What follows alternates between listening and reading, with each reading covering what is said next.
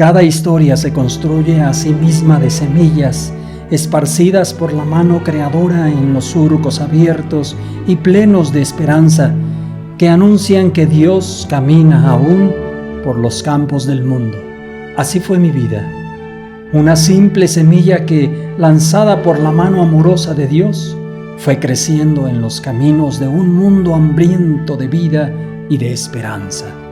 Todo comenzó en un pequeño pueblo, en La Piedad, nombre que expresa la virtud arraigada en el corazón de los habitantes. Yo era parte de ese pueblo, rodeado de gente que busca a Dios en lo ordinario de su vida y de su trabajo. Nací un 20 de noviembre de 1932 y solo 2 días después fui llamado a pertenecer a la iglesia por medio del bautismo. Mis padres cultivaron en mí la fe en un Dios que protege y salva. A través de los sacramentos fui alimentando mi ser de cristianismo y de pertenencia a la iglesia. Desde niño me alimenté de la palabra de Dios. La fidelidad de mis padres a la doctrina de la Iglesia de Cristo me acercó sin saberlo a lo que daría después el sentido de mi vida y mi misión. Un hecho doloroso, siendo aún muy pequeño, marcó mi vida y la hizo frágil: la muerte repentina de mi madre. Ella, la que había cuidado de mí, la que había llenado mi vida de amor y de ternura, se va. La enfermedad me arrebató al ser más entrañable y ese hecho fue moldeando desde entonces mi vida. Fue como un presagio de lo que vendría después. Mi padre, responsable de mi formación y deseoso de darme las herramientas para hacerme un hombre de bien, no escatimó esfuerzos para darme los mejores medios. A mí me gustaba estudiar y prepararme, y correspondí así a lo que él esperaba de mí. Después de los primeros estudios, me llevaron a Zamora a continuar mi preparación y después a Morelia. Ahí ingresé al seminario para estudiar teología y jurisprudencia. Dios me había tomado de la mano para emprender un proyecto que iba cultivando ya desde entonces en mi corazón. Yo ni siquiera lo vislumbraba, pero latía en mí un deseo inmenso de darme a los demás. Ya decidido a caminar por las difíciles veredas de la justicia y la verdad, emprendí mi viaje a México y realicé mi doctorado en cánones en la Pontificia Universidad. ¿Cómo dediqué mi tiempo a lo que amaba? Era entonces aún joven, inquieto por defender las causas justas, apasionado por encontrar la verdad en el laberinto de la vida, muchas veces lleno de injusticia y desigualdad. Poco a poco fueron encontrando rostros concretos esos espacios cerrados de libros y ciencia. Eran los rostros de los pobres, los que se iban asomando lentamente a mi vida joven, y sin esperar más, con todo el vigor y la frescura de mis años, regresé a mi pueblo natal y establecí allí mi trabajo como abogado. Motivado por la esencia de mi profesión, pero más por el amor a la verdad y a la justicia que me empujaban siempre a hablar y a actuar en consecuencia, tuve que enfrentar causas difíciles en donde la confianza en Dios era mi única seguridad. Intenté siempre caminar en la rectitud, con la certeza de que es la conciencia la única que premia al final de la vida lo que hacemos en bien de la verdad. El trabajo como abogado me dio satisfacciones y momentos amargos también. Estos últimos son parte inherente a la vida de quien toma su papel como defensor de quienes no tienen voz. En la época de Maximiliano fui encarcelado y sentenciado a muerte por hacerme al lado de unos pobres que no tenían protector. Bajo la cruda imposición de una ley injusta, fui a dar a la celda fría en donde se jugaba no solo mi honor, sino mi propia vida. Fue ahí, en esos momentos de amargura, en donde hice mías las miserias de los pobres. Fue ahí donde comenzó a latir mi corazón por ellos. Cuánto gocé al mirar los rostros llorosos de los campesinos que, después de una sentencia injusta, quedaban liberados para seguir trabajando su tierra y mantener a su numerosa familia, o a quienes, presos de la ignorancia, desconocían y transgredían leyes sin saber y encontraban al menos una voz en su defensa que los liberaba. Mi pueblo me consideraba patriota y yo lo sentía. Amaba mis raíces mexicanas. Un día recibí una invitación para dar un discurso en el aniversario de la independencia y acepté. Fue el pretexto para animar a mi pueblo a vivir en paz, porque estoy convencido que solo la paz sabe prometer con verdad y cumplir con fidelidad. Puede arreglar todas las cuestiones y allanar todas las dificultades, prevenir todos los temores y apagar todos los odios, afianzar todos los derechos y poner en armonía todas las cosas. Los oyentes no apartaban su vista de mí. Quería convencerlos de que no era la revolución el cambio, que ni la monarquía ni los intentos de lucha entre los liberales y conservadores podrían dar a nuestra patria la prosperidad. Con entusiasmo y convicción pronunciaba ante la gente que la pacificación de México es una grande empresa y nunca las grandes empresas se llevan a cabo sin grandes dificultades. Los invité a tener paciencia y esperanza, y todo se haría felizmente. Terminé mi participación expresando lo que hondamente y desde el corazón yo sentía. La verdad nunca hace daño, ni a los que la dicen ni a los que la escuchan, porque la misión del orador ha sido y será siempre decir la verdad, defender la verdad, persuadir la verdad y morir por la verdad si fuera necesario. Fueron 8 años los que dediqué a ejercer la abogacía, años de intenso trabajo, pero también tiempo de amigos, de paseos, de conversaciones. Me gustó montar a caballo y pasear por los poblados cercanos a mi hogar, observar en la naturaleza los cambios de las estaciones y contemplar la omnipotencia de Dios en la belleza de la creación. Como todo joven de mi edad, también me enamoré, pensando en algún momento formar una familia y establecerme por siempre en mi lugar y en mi trabajo. Pero Dios tenía otros planes para mí.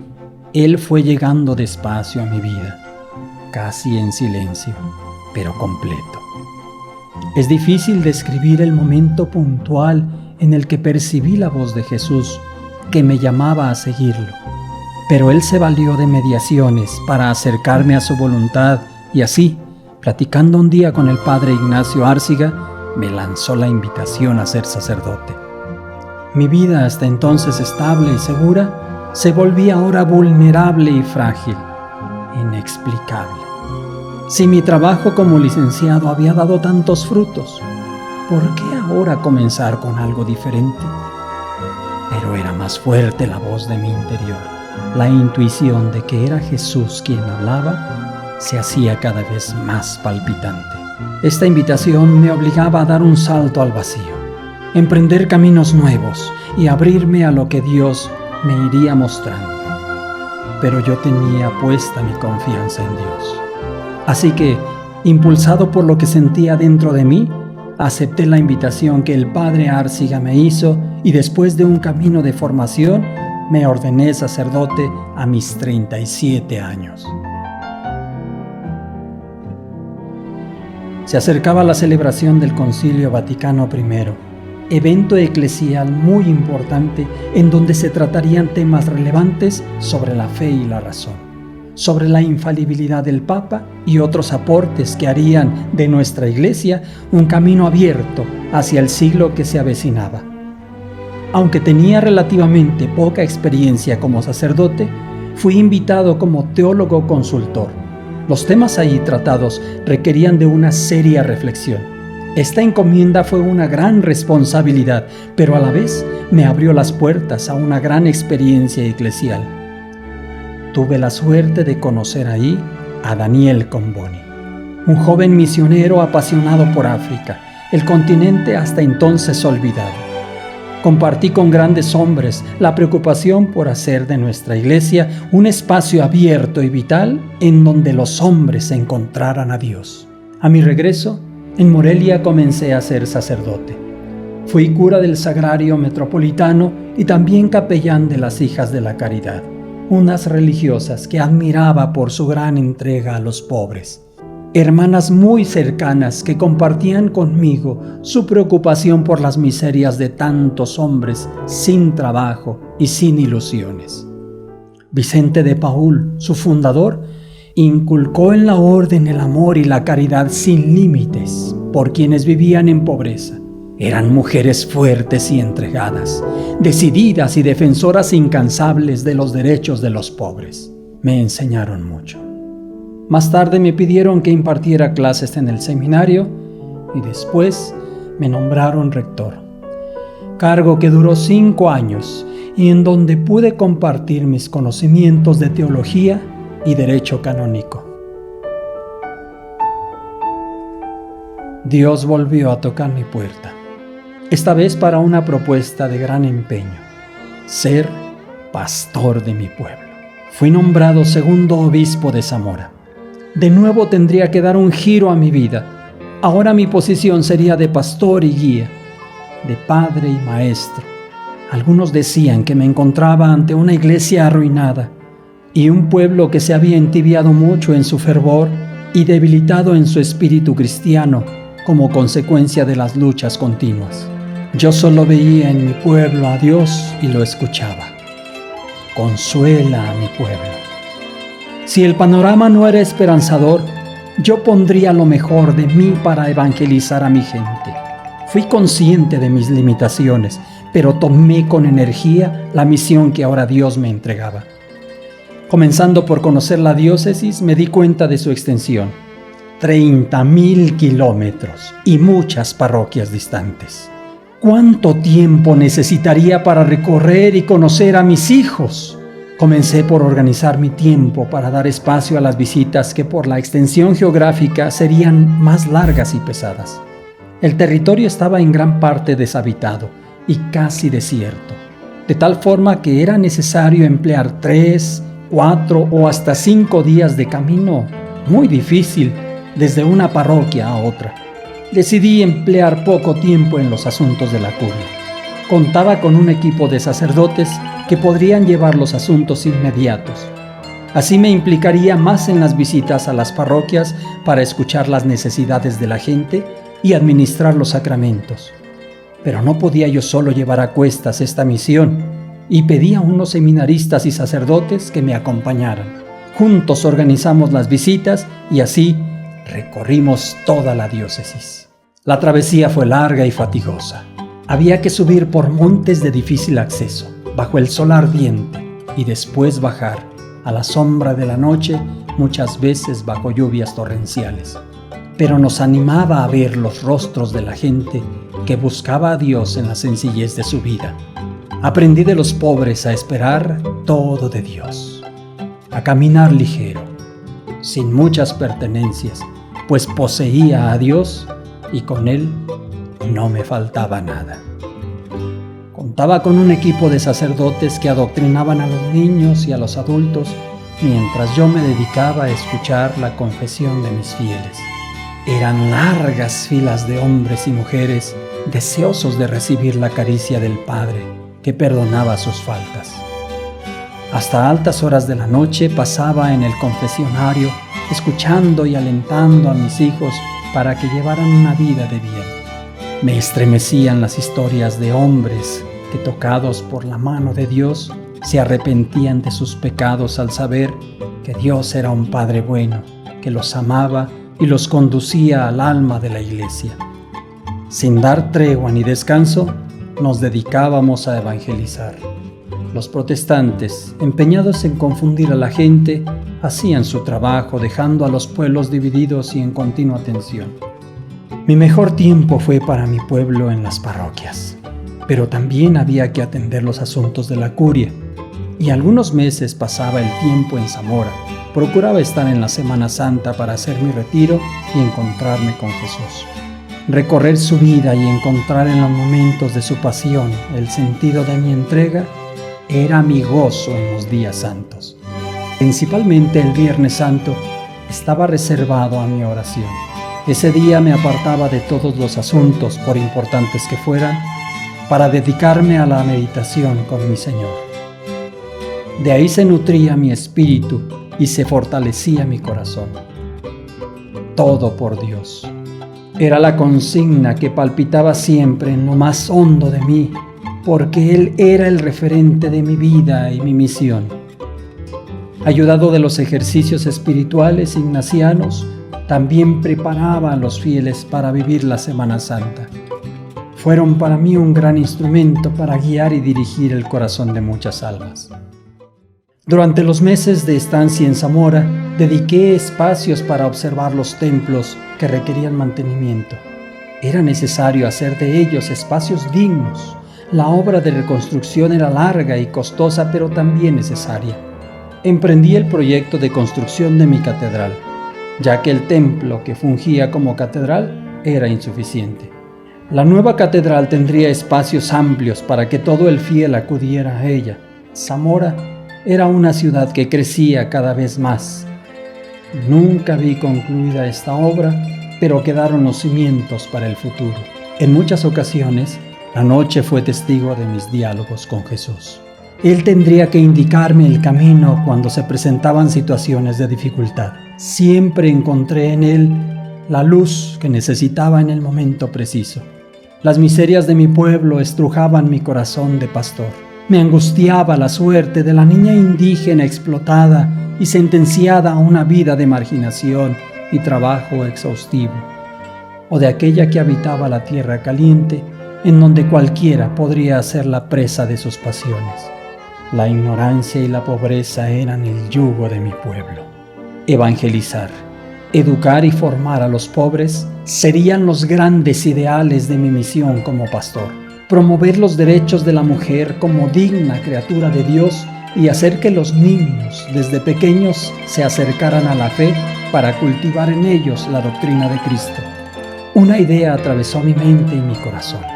Había un grupo de jóvenes en Zaguayo que dedicaban su tiempo a la doctrina y enseñanzas de la fe. Impartían por instrucción del señor cura Esteban Cepeda clases a los niños. Eran jóvenes piadosas y entregadas que dedicaban su tiempo a Dios a través de esa misión. Un día platiqué con el padre Cepeda.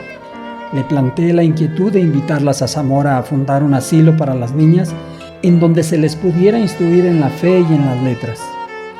Él accedió a mi invitación y así, un 4 de octubre, comenzó la fundación de la que sería una congregación religiosa dedicada al servicio de los pobres. Un sueño que poco a poco fue haciéndose real con la ayuda de muchas personas. Llamé a una señorita que había sido hija de la caridad para que las formara. Yo quería verlas ya repartidas entre los pueblos, evangelizando y llevando el mensaje de Dios.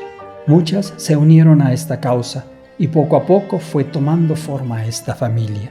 Solo un corazón compasivo puede llevar a cuestas las heridas de los otros, como el samaritano del Evangelio. Eso anhelaba en mí la tarea de conducir a mi pueblo. Suplicaba a mi Señor que me regalara su mismo corazón. Muchos fueron también los momentos dolorosos propios de mi trabajo como obispo. Mi actuación ante algunas situaciones de mis sacerdotes me trajo grandes dificultades. Dios es testigo de lo difícil que fue para mí caminar en la verdad y actuar con rectitud. Al final de las grandes decisiones, consultaba con Dios y Él hablaba a mi conciencia. Yo siempre traté de actuar en consecuencia y de hablar solo lo necesario y en el momento oportuno. Obrar con rectitud y verdad fue quizá la parte más dura de mi cruz. Dios, por su parte, llenaba de serenidad esos vacíos del corazón que percibía la incomprensión de los otros.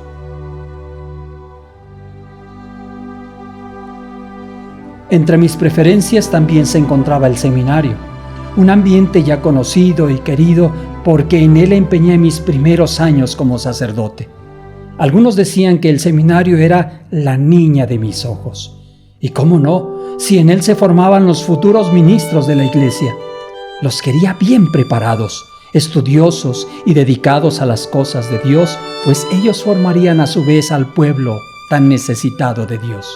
Además de construir un edificio digno para este sector, también dispuse a los mejores catedráticos para que orientaran a mis seminaristas en todas las disciplinas. Y anualmente yo buscaba el espacio para dirigir sus ejercicios espirituales e inculcar en ellos el amor a Cristo y a la Iglesia. Como consecuencia del trabajo agotador y del deseo intenso de llegar a tantas almas, la enfermedad tocó a mi puerta.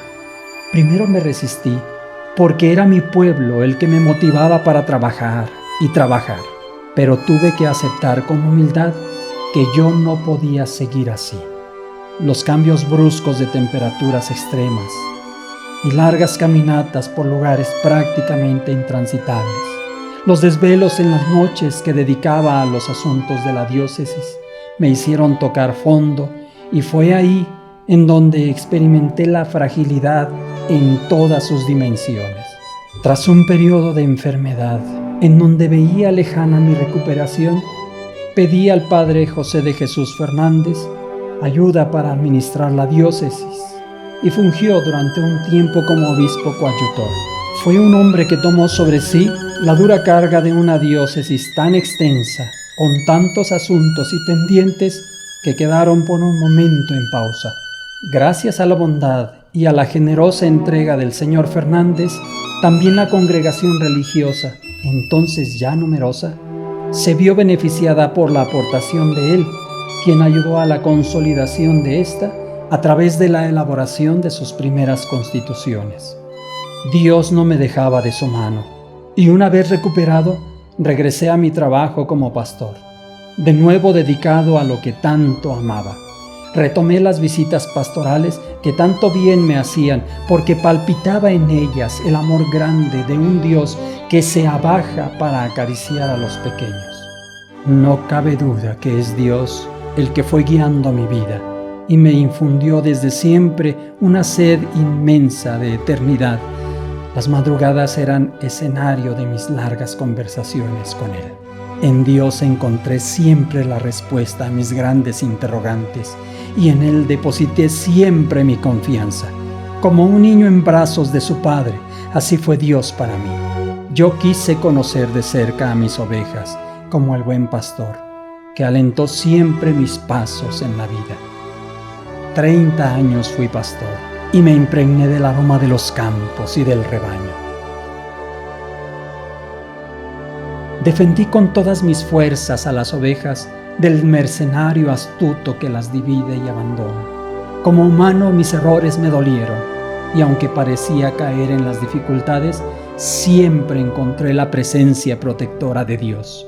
Me sobrecogí al mirar cómo la gente se liberaba del yugo pesado de la ignorancia a través de la formación. Deseaba con todas mis fuerzas aumentar sin término el número de los amigos de Dios y que mi trabajo tuviera siempre el sello de la caridad. Al final de mis días y después de una visita pastoral, sentí que era el final, pues la enfermedad de nuevo vino a mí. Y el día 31 de marzo en la ciudad de Guadalajara, rodeado de amigos y familiares, Jesús me llamó para estar cara a cara con Él. Señor mío Jesucristo, yo creo en ti porque eres sabio y veraz. No puedes engañarte ni engañar.